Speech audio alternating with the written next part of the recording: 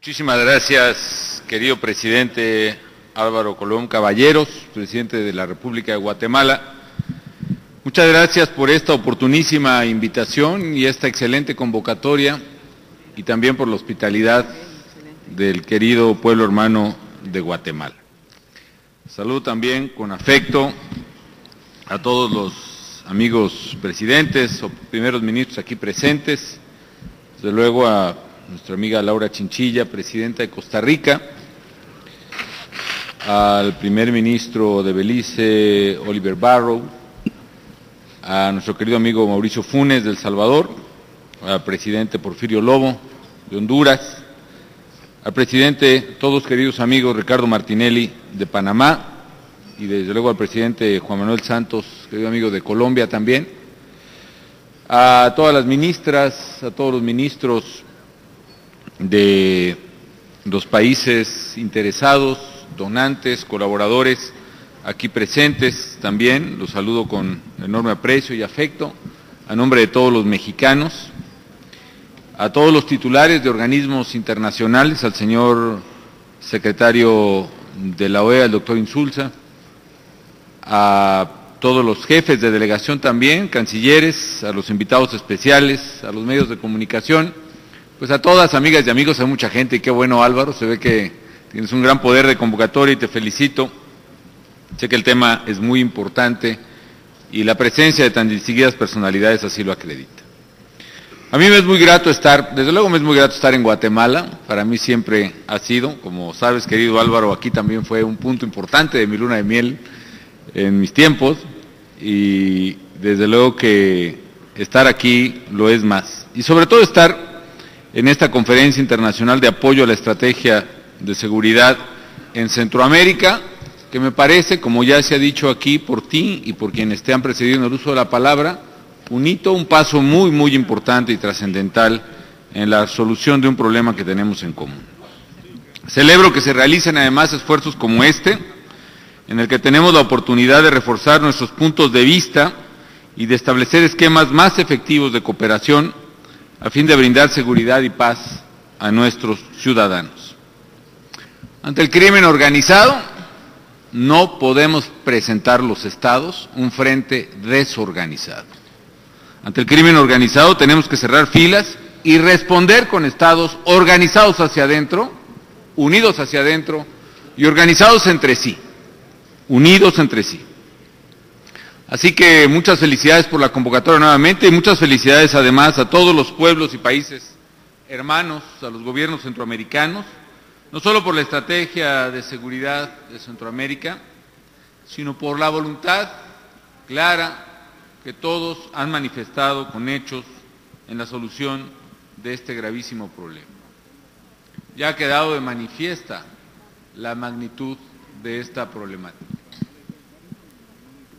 ¿Por qué es esta región, Centroamérica,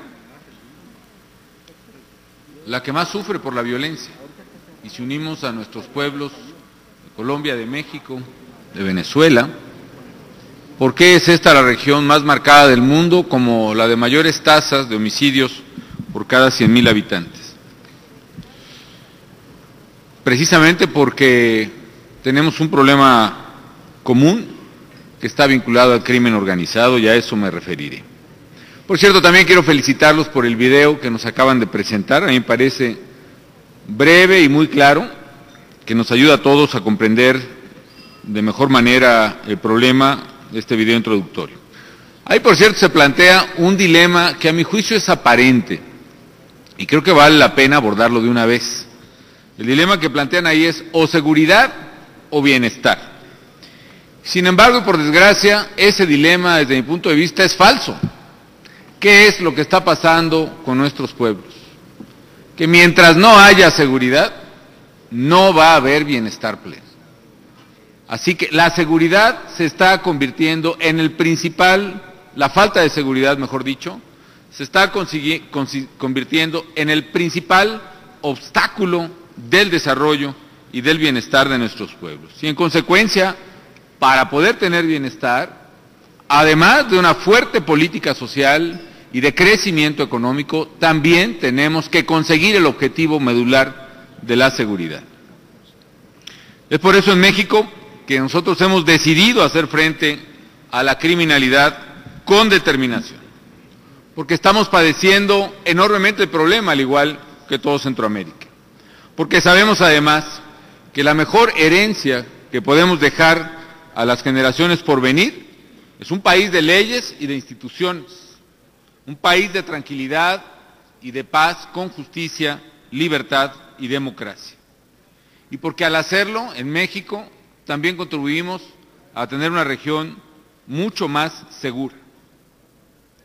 Y déjenme decirles que más que una guerra contra el narcotráfico, como muchos insisten en llamar, y desde luego lo respetamos, la nuestra es más amplia y es una lucha por la seguridad.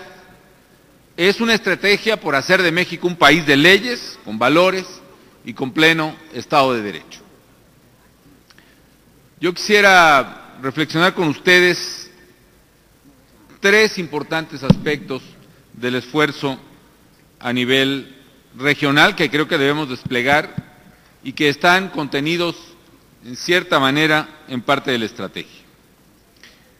Déjenme decirles que además que el esfuerzo que estamos haciendo es un esfuerzo pues sin precedentes y también con resultados alarmantes y sin precedentes. Álvaro, mencionabas datos extraordinarios de confiscaciones en Guatemala y efectivamente aquí asumimos temas de tamaño, pero las cifras son alarmantes para cualquier pueblo. Hace rato comentábamos con Juan Manuel Santos los decomisos en Colombia, los mayores de todos, y los enormes decomisos hechos ahora en Panamá, por ejemplo, por Martinelli, en fin.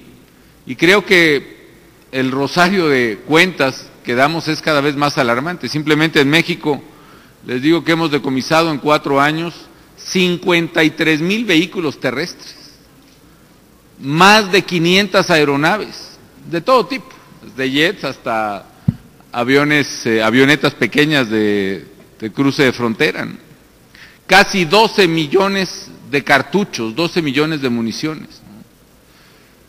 112,000 armas, de las cuales el 60% son rifles de asalto, de los cuales por lo menos el 80%, 70% reconocen los americanos, son vendidos en Estados Unidos.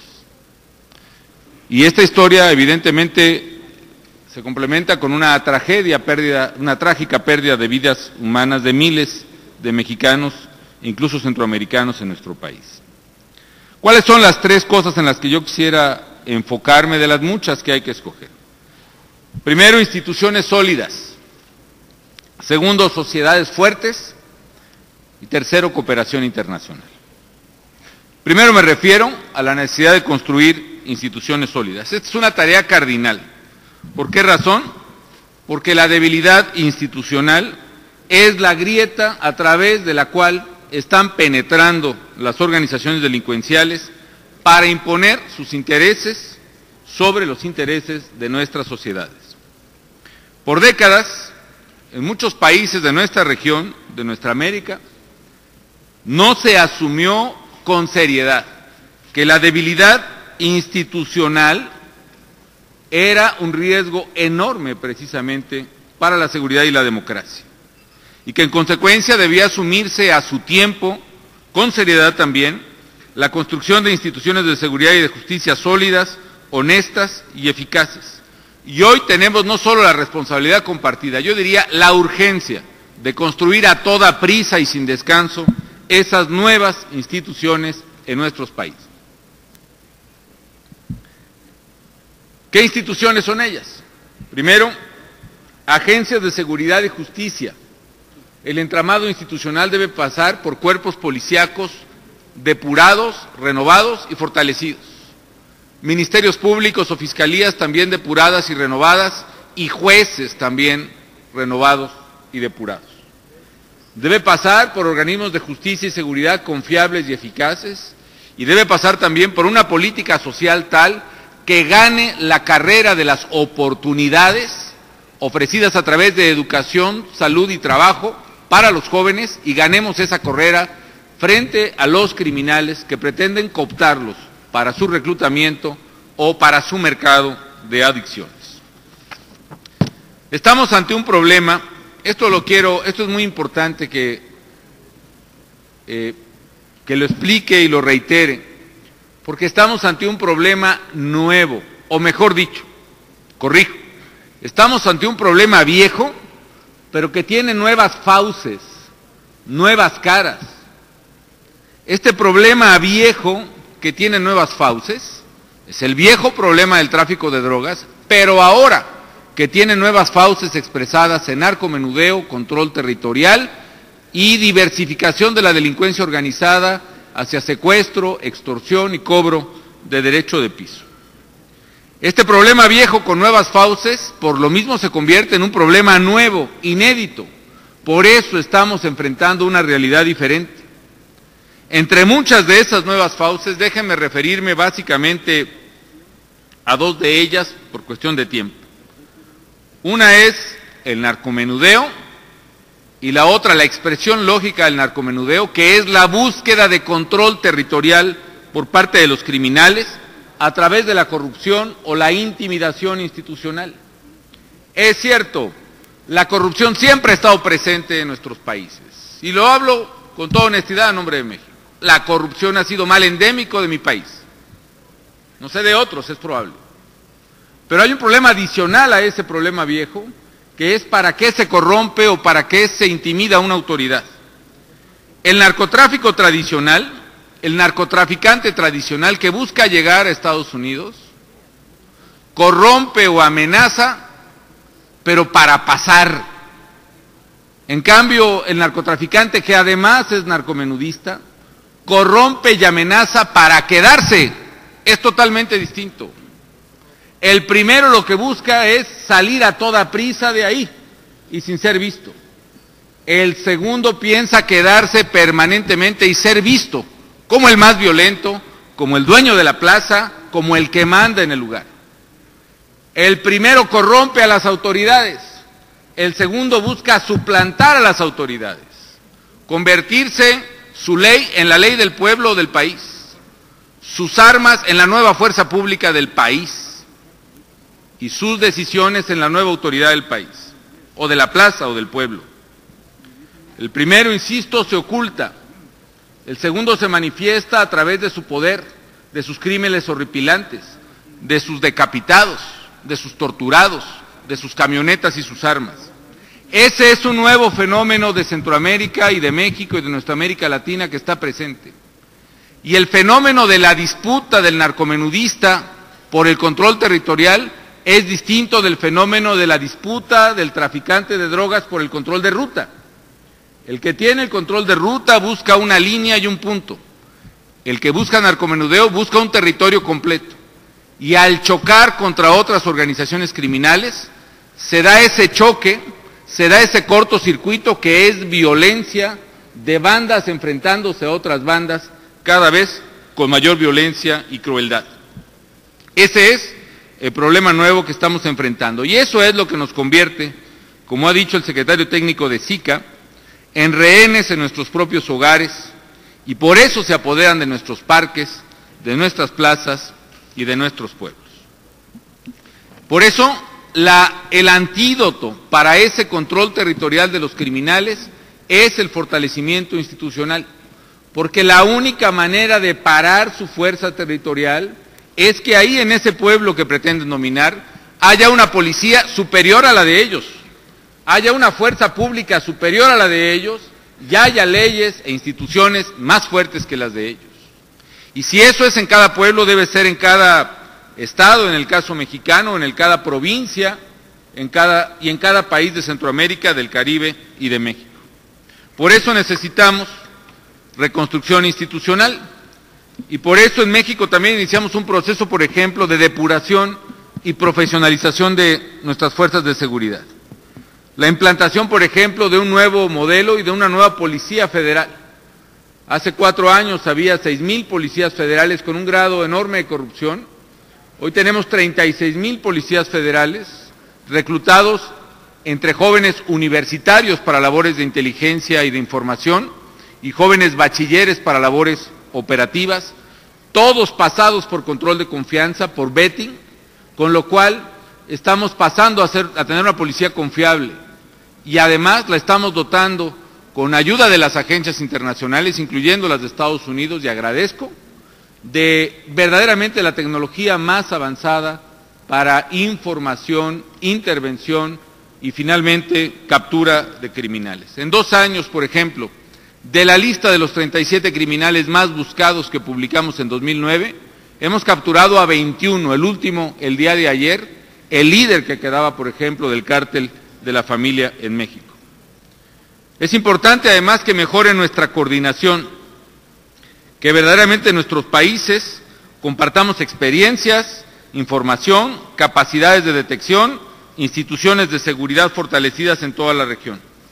Necesitamos, por ejemplo, ampliar los países amigos de Centroamérica nuestro servicio de capacitación, de vetting, de información, de bases de datos, de Plataforma México, etcétera, etcétera.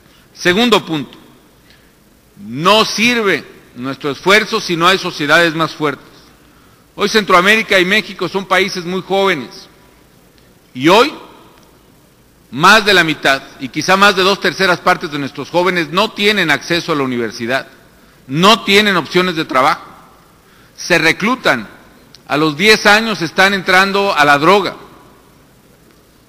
a los 12 o 13 están robando el modelo de su madre para finalmente entrar a la banda que ayuda al narcomenudista de su colonia y con ello después se reclutan como sicarios y terminan muriendo a los 20, 20 y tantos años de edad. Entre la gente que hemos capturado, ya casi 80, autores de la matanza de San Fernando, donde murieron varios migrantes centroamericanos, hemos detenido, por desgracia, a jóvenes, uno de 17 años y otro de 14, que reconocen su participación en esos hechos tan bárbaros. Y la edad promedio de la gente que muere en los enfrentamientos entre cárteles no rebasa los 25 años. Entonces debemos trabajar a toda prisa y necesitamos la ayuda, o necesitamos dar ayuda también, para reconstruir el tejido social de esta región, a través de oportunidades educativas, universidades, bachilleratos, oportunidades de salud y de esparcimiento para nuestros jóvenes, deporte masivo, deporte contumaz, si se me permite la expresión, que permita una perspectiva distinta a jóvenes que hoy no tienen ni ideales quizá, ni valores, ni creencias, ni esperanzas. Tenemos que reconstruir una por una cada uno de los anhelos en el alma de los jóvenes. Un aspecto crucial de ello es la prevención y tratamiento de adicciones. Un problema medular vinculado a la nueva realidad es que nuestros países dejaron de ser solo centros de producción y tránsito de drogas para también comenzar a ser mercados de consumo, y esta es la nueva realidad del control territorial de las bandas criminales. Nosotros estamos destinando, por ejemplo, un importante recurso, casi $400 millones al año, para construir una red de prevención y de tratamiento de adicciones. Hemos construido más o menos 91 universidades nuevas en 4 años, más de 800 bachilleratos, hemos pasado la educación universitaria del 24 al 30%, y con ello no hemos llegado todavía, desde luego, con todo este esfuerzo, a darle oportunidad a todos los jóvenes. Tercer punto es la necesidad de replantearnos los supuestos de la cooperación internacional que hoy nos reúne y que desde luego se aplaude y se agradece. Hay temas que debemos revisar con urgencia. Uno es el tráfico de armas y otro es los temas relacionados con drogas mismas. Por una parte, es inaplazable imponer controles al tráfico ilegal de armas en la región. Como he dicho, de las 112,000 armas que hemos decomisado en 4 años, más del 80%, 70% reconocido por las autoridades de agencias americanas, tienen su origen en venta en los Estados Unidos. Y este fenómeno se multiplicó, tiene fecha precisa, a partir de 2004, en el que se derogó en Estados Unidos la ley que prohibía la venta de armas de asalto, la Assault Weapons Ban, que terminó y simplemente no la renovaron. Y a partir de ahí hay un flujo tremendo de armas que está alimentando la ferocidad y la capacidad de fuego de los criminales, y les está permitiendo desafiar a la autoridad y les permite expandirse territorialmente. Esto tiene que solucionarse, porque no es posible que se eliminen niveles de violencia si hay una industria voraz que por lucro, porque esa es la única razón, sigue vendiendo armas indiscriminadamente a los criminales de México y de toda la región. Lo segundo es reflexionar de manera serena y responsable sobre los paradigmas respecto de las drogas en la región. He dicho y he empezado por reconocer que nosotros tenemos un problema adicional, que ya no solo somos países de tránsito, sino también de consumo. Pero eso no quiere decir que ya no sea el tráfico de drogas el principal problema que alimenta a los criminales. Es cierto que hoy, por muchos esfuerzos restrictivos que se han hecho, el consumo de drogas en Estados Unidos sigue terriblemente alto, tan alto que eso permite a las organizaciones criminales obtener ingresos cada vez más elevados. Eso los traduce en una capacidad de mayor corrupción de instituciones y sociedades y mayor capacidad de fuego a ciudadanos inocentes, alimentada, insisto, por la ambición y la voracidad de la industria armamentista. Déjenme decirles qué pasaría si en nuestros países no estuviéramos en la ruta de las drogas y concretamente la ruta de la cocaína entre los Andes y los Estados Unidos. Si Centroamérica, el Caribe y México no estuviéramos en la ruta de la cocaína, nuestra realidad sería muy distinta y nuestra vida sería mucho menos violenta y nuestros países mucho más seguros. Déjenme ponerlo de otra forma. ¿Qué pasaría si Centroamérica, México y el Caribe estuviéramos o al norte de Estados Unidos o al sur de los Andes? No estaríamos aquí discutiendo estos temas. O déjenme plantearlo hipotéticamente de otra manera. ¿Qué pasaría, por ejemplo, si hubiera un puerto en Estados Unidos, le pueden poner el nombre que quieran, allá al norte, puede ser en el Atlántico o en el Pacífico, y que allá finalmente entrara y llegara toda la cocaína que los americanos quieren consumir, que no pasara por aquí, porque esta ruta de la cocaína por nuestro territorio es la ruta de la muerte, que allá, pues no sé cómo le puedan hacer, pero, por ejemplo, si pusieran a los mismos aduanales que revisan y que dejan pasar la cocaína por diversos puntos de Estados Unidos y los concentraran a todos en ese puerto, no tendría que pasar por nuestros territorios. Pero lo que quiero enfatizar, amigas y amigos, más allá de estas hipótesis, quizá para muchos fantásticas y admito irreales, lo que quiero enfatizar es que la responsabilidad es fundamental, sobre todo en los mercados de consumo de cocaína. Y para hacer eso hay que para compartir esa responsabilidad en serio hay que hacer varias cosas. Uno, o reducir el consumo de drogas, porque la cocaína se ha mantenido estable, pero lo que es las metanfetaminas y la heroína ha crecido notablemente allá. Reducir en serio la demanda de drogas. Dos, o nuevamente prohibir la venta de armas de asalto a nuestra región. O tres, si la venta de cocaína es un mercado de ventas brutas de 35,000 millones de dólares en Estados Unidos, según se calcula, y una buena parte de esos miles de millones de dólares vienen a alimentar a las bandas criminales aquí, la ayuda internacional debe ser por lo menos equivalente al flujo de dinero en dólares que los criminales reciben aquí para organizarse y para matar.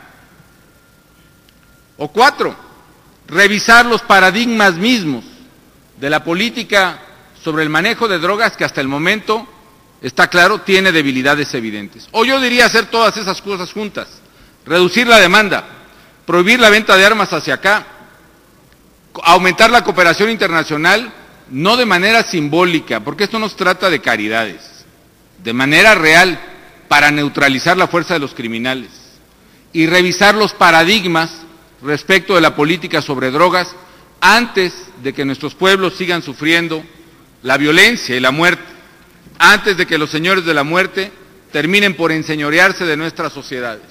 Muchos pueblos estamos luchando, y créanme que eso es una buena noticia. ¿Por qué? Porque tenemos instituciones, luchamos, peleamos y vencemos.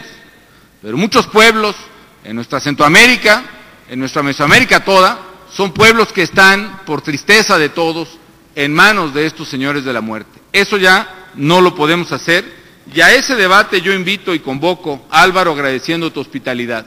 Vamos revisando de fondo los paradigmas de la política de droga. Vamos exigiendo un compromiso de apoyo internacional fuerte y determinante. Vamos exigiendo un compromiso real de demanda de drogas, si eso no se puede hacer, y vamos también parando el tráfico criminal de armas asesinas hacia nuestros países. Muchísimas gracias nuevamente por tu invitación.